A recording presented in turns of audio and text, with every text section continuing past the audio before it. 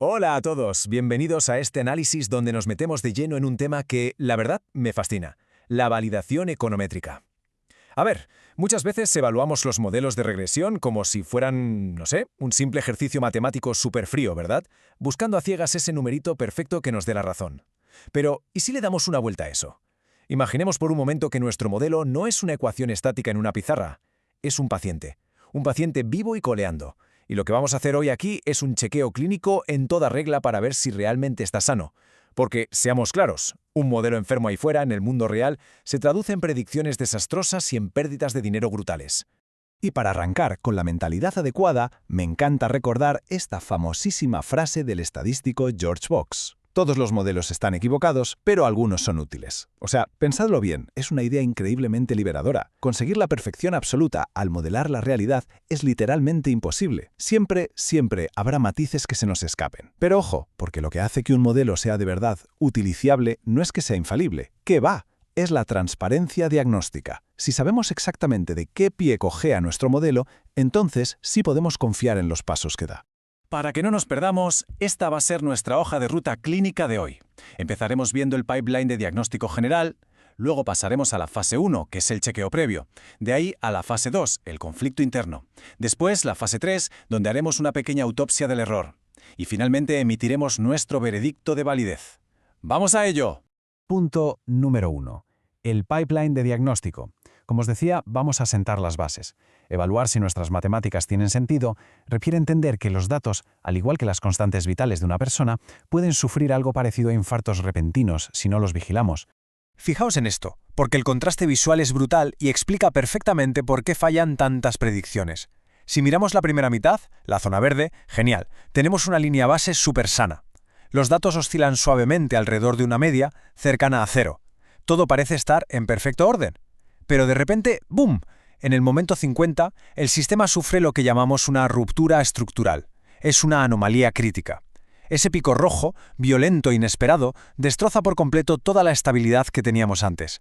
Claro, si entrenamos a nuestro modelo asumiendo que el mundo siempre va a ser verde, en cuanto aparezca este quiebre rojo, cualquier predicción futura va a ser un desastre absoluto. Por eso necesitamos un protocolo estricto, como cuando llegas a urgencias. Vamos a pasar a nuestro modelo paciente por 3 departamentos diferentes. Primero, miraremos la salud cardiovascular, que es la salud de la serie temporal. Segundo, evaluaremos cómo interactúan los órganos entre sí, o sea, la relación entre predictores. Y tercero, analizaremos qué desecha el sistema haciendo un análisis de residuos. Y aquí vemos cómo encaja todo en un flujo de trabajo continuo. Es como un viaje visual paso a paso. Empezamos por la izquierda, tomando el pulso inicial a los datos, luego pasamos al centro para ver si la información que le metemos al modelo se está pisando entre sí de alguna manera, y, finalmente, a la derecha, analizamos los residuos que quedan después de intentar predecir. Esto es clave, es un proceso acumulativo. Si fallamos en una sola de estas estaciones, se nos cae todo el sistema. Bien, pasamos al punto número 2. Fase 1. El chequeo previo. Esta es nuestra primera parada clínica. Antes siquiera de intentar predecir el futuro, tenemos que asegurar que los cimientos, la salud básica de los datos en el tiempo, está fuerte. Así que la primera pregunta sintomática que le hacemos a nuestro modelo es esta. ¿La media y la varianza cambian con el tiempo? Parece una pregunta súper sencilla, ¿verdad? Pero os aseguro que es la piedra angular de todo. Si las reglas del juego están cambiando todo el rato, es imposible aprender a jugar. Y aquí es donde entra el famosísimo concepto de la estacionariedad. A la izquierda, en el gráfico verde, vemos la salud perfecta, una varianza y una media constantes, contenidas en un rango súper predecible.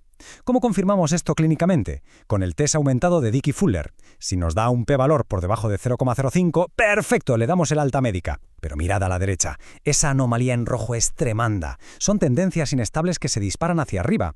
Si ignoramos esta pedazo de advertencia y trabajamos con series no estacionarias, las pruebas estadísticas pierden absolutamente toda su validez. Acabaremos haciendo lo que llamamos regresiones espurias, que suenan muy técnicas, pero en el fondo no son más que peligrosas ilusiones matemáticas.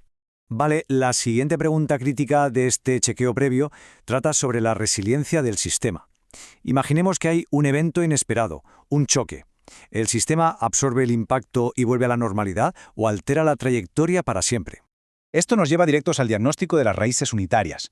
En la parte izquierda, el sistema está sanísimo, vuelve a su media. Ocurre un choque, vemos ese pico verde, pero el impacto se disuelve rapidísimo. Sin embargo, en el gráfico rojo de la derecha, Vemos el efecto de un random walk, un paseo aleatorio. El golpe sube el nivel base de la serie y se queda ahí, permanentemente. Usamos pruebas como Phillips-Perron o KPSS para buscar este síntoma tan peligroso de memoria infinita. Porque pensando un momento, si un sistema tiene una memoria infinita de los errores pasados, cualquier intento de predicción a largo plazo es literalmente una causa perdida. Llegamos al punto 3. Fase 2. El conflicto interno. Vale, ya tenemos la salud temporal asegurada. Ahora nos toca meternos en las tripas del modelo. Es hora de investigar a esos supuestos expertos independientes que hemos contratado para resolver nuestro problema. Y aquí nos chocamos de frente con la multicolinealidad. Esto ocurre cuando estos expertos, nuestras variables independientes, intentan contarnos exactamente la misma historia. Es como llevar a un juicio a dos testigos que repiten palabra por palabra la misma versión de los hechos. En lugar de aportar el doble de valor, lo único que hacen es generar redundancia y confundir al juez sobre quién tiene realmente la prueba clave. Mirad el diagrama. En el lado verde tenemos variables muy sanas que aportan información única, limpia, independiente para explicar la I central. Maravilloso. Pero a la derecha, alerta roja. Esas variables se están solapando de forma masiva, se están canibalizando la varianza mutuamente en una redundancia extrema. Aquí nuestro termómetro clínico es el factor de inflación de varianza, el famoso BIF. Si este valor pasa de 10, el modelo entra en pánico total. Los errores estándar se inflan de forma desproporcionada sencillamente porque el algoritmo matemático no sabe a qué variable atribuirle el mérito del efecto. Punto número 4. Fase 3. La autopsia del error. Ya hemos revisado los datos de entrada y cómo se relacionan entre ellos. Nos toca entrar en la fase final del diagnóstico, los residuos. Vamos a mirar exactamente eso que el modelo ha sido incapaz de capturar. Para hacer esta autopsia en condiciones tenemos que hacernos una pregunta súper visual. ¿La magnitud de los errores crece a medida que nuestras predicciones se hacen más grandes? Es decir, queremos saber si nuestro modelo se equivoca más o menos por igual siempre o si pierde totalmente el control bajo ciertas condiciones. Vamos a darle una forma física a este error. A la izquierda tenemos la homocedasticidad. Suena a término complejo, pero básicamente significa que esos puntos oscuros, los residuos, están dispersos de forma súper uniforme en un bloque verde constante. Da igual lo que predigamos. Eso es tener consistencia. Pero mucho cuidado a la derecha. El test de Brooks-Pagan nos alertaría de un síntoma gravísimo, ese patrón de embudo rojo, la heterocedasticidad. A medida que predecimos valores más altos, el error se abre como un abanico brutal. La consecuencia directa, nuestros estimadores se vuelven súper ineficientes y los intervalos de confianza van a ser engañosos, a veces demasiado estrechos y otras demasiado anchos, dándonos una sensación de seguridad completamente falsa. Y dentro de esta misma autopsia nos queda buscar a otro fantasma escondido en los residuos, la autocorrelación. Esto pasa cuando, sorprendentemente, saber en qué se equivocó el modelo ayer nos ayuda a adivinar en qué se va a equivocar hoy. Es un eco no deseado en los datos, un misterio clarísimo que dejamos sin resolver. Nuestro escenario ideal es el verde de la izquierda, ruido blanco, cero memoria en el error. Los puntos saltan al azar alrededor del 0. Si calculamos el estadístico Durbin-Watson y nos da cerca de 2.0, enhorabuena, salud de hierro. Pero echad un ojo a la anomalía roja de la derecha. Parece una escalera descendente sistemática. Esa correlación con el pasado es súper persistente. Este eco significa, de nuevo, que hay un patrón de fondo que el modelo no ha sido capaz de entender, lo que nos lleva a subestimar gravemente los errores estándar y nos vuelve a regalar una falsa precisión estadística. Y llegamos al punto 5, el veredicto de validez. Hemos pasado por las 3 estaciones clínicas al completo. Ahora toca sentarse, juntar todas las piezas del rompecabezas y dar nuestra evaluación final.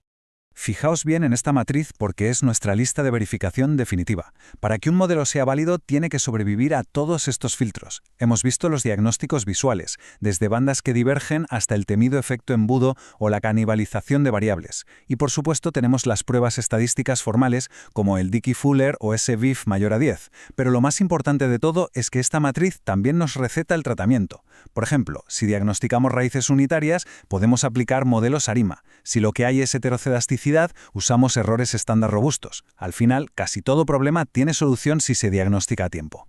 Todo el rigor y esfuerzo de este análisis converge en este esquema definitivo, el pentágono de la integridad matemática. Estacionariedad, homocedasticidad, ausencia de raíces unitarias, independencia entre predictores y ruido blanco en los residuos.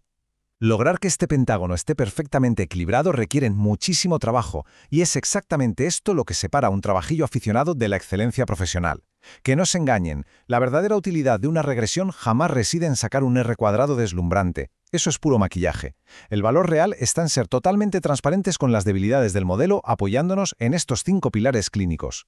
Para cerrar, quiero dejaros con una reflexión que debería acompañarnos siempre que analicemos datos. Después de todo este proceso, cuando la pantalla por fin nos devuelva el resultado de una predicción, tenemos que ser críticos y preguntarnos seriamente, ¿nuestras inferencias están reflejando de verdad cómo funciona la realidad o son solo un artificio matemático muy bien disfrazado? Diagnosticar nuestro trabajo con este nivel de exigencia, tanto visual como estadística, es la única forma real de garantizar que nuestras respuestas construyan conocimiento sólido en lugar de simples castillos en el aire. Ha sido un auténtico placer acompañaros en este chequeo clínico.